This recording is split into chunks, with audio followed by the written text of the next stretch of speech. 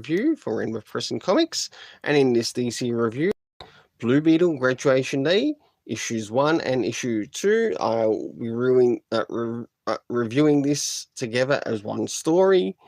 So moving into first things first, do these covers in any way, shape or form connect to something that's happening inside of the story?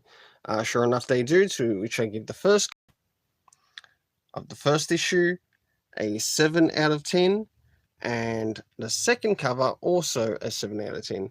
I must admit, out of these covers, I like the first issue cover over the second, but now it's time to move into the internal art as well as some of the things that are happening inside story-wise.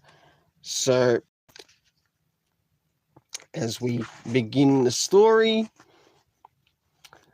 we have Jaime Reyes going up against one of his villains. We don't quite get the name of the villain here. I actually got myself a little bit confused because they didn't really give us the name here, and it's a bit annoying when they forget to do that.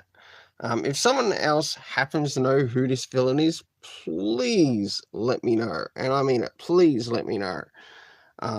Of course, we've got Jaime Reyes talking to his second Beetle from the Reach, as we know as Kajudar. And they go up against their villain until, it's time for him to start to get going. There's an important day ahead of him. His graduation. So, of course, as things advance throughout the story, we get him to finally going to graduation day until, of course, he's, called by the Beetle, Kajudar, to basically go out and look to what's happening in space, and it's somewhat Reach-related. The story advances. He ends up catching up with Superman, to which both Superman and Batman have basically given Jaime Reyes a bit of a grounding, which means he's going to need to stay on Earth and try not to get too distracted in regards to what's happening with the Reach. And of course, we get a little bit of a hint in relation to what's going to happen Lazarus Planet-wise. Though I do have one criticism in relation to this particular story. I'll get to after I finish anyway. And of course, towards the end of the story of the first one, till they sort of learn that, okay, there's a gold beetle about, and should they be worried about them? To which it now moves into the second issue, which is right here. And of course, as things progress in the story, we've got Jaime Reyes working at a diner at Palmyra City. And here he is basically getting his grounding in another way. Just trying to get a hold and grasp of his daily life over his actual hero life. As the story continues, there is a bit of a fight that happens to come between him and who we know as the Gold Beetle. This continues until, of course, Ted Cord, the original Blue Beetle, turns up on the scene and manages to put the Gold Beetle in a situation to which they're unable to attack anymore. It's nice to see some mentorship happening here with these characters, and I really appreciate that in the story. And this, I don't really care about it. In all honesty, I don't really care about it. But we do get an appearance from Starfire. Alright. So for the internal art rating, I gave it a 7.5 out of 10. Now it's time to move into the story. Now, one thing I didn't expect this story to have was actually a comic reference in regards to something coming up. I'm glad it included it because I didn't expect to include it. So in that, it does actually somewhat go towards the actual story rating. So first things first, did we comic references? Sure enough, we did in regards to the beginning of what's happening with Lazarus Planet. The next area is that of time. No, we didn't get any indication of when certain times were taking place or certain things were taking place time-wise. The locations we had were Palmyra City. We also had the diner as well, and also Ted Cord Industries, which was really nice, and it was really good to see Ted Cord in this. Also still being a good mentor to Jaime Reyes. The cast of characters consisting of Jaime Reyes, Blue Beetle, Ted Cord, of course, Kajudar, who he is talking to, Superman, Batman. We had Talk of the Reach. We had the Gold Beetle that made their appearance. We had Jessica Cruz, Parko and Brendan, who seem to be two friends of his, Ted Cord. We had Victoria Cord make an appearance, Starfire. There's someone else I've got here. I think it's Keonora. And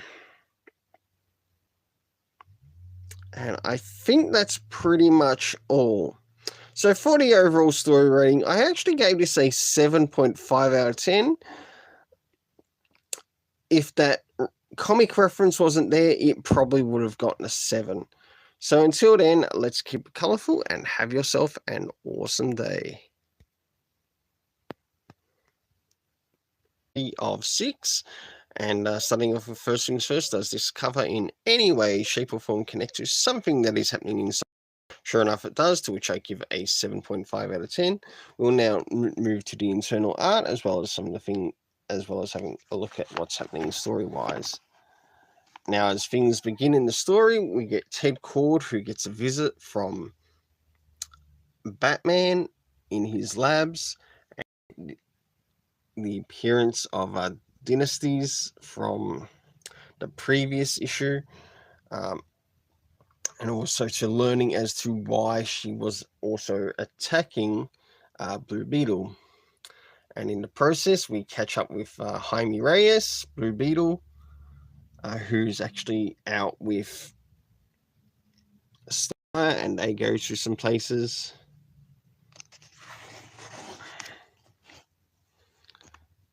And in the process, one of the places that they go to, she actually kisses a stranger.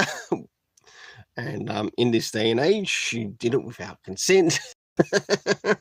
Because of how many they like to press on that. So, and through it, she also learnt to speak the language by, well, touch or kissing him. So now she's somewhat got a bit of a better understanding. As the story progresses, we end up meeting this green beetle. We don't know who they are, or I think we do know who they are. And what happens a little bit more. Advancing a little bit more, we get this really nice scene here with Starfire and near the coast. The story advances.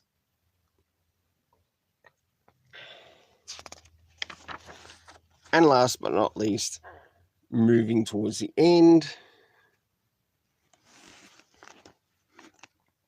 So for the internal art, I give it a 7.5 out of 10.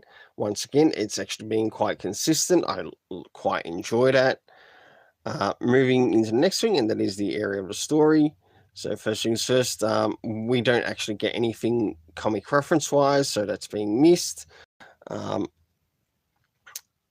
next area we move on is to time. to which we get no indication of time at all as to when some of these events are taking place. Next area is location, to which we go to Ted Kord's labs and of course Kord Industries.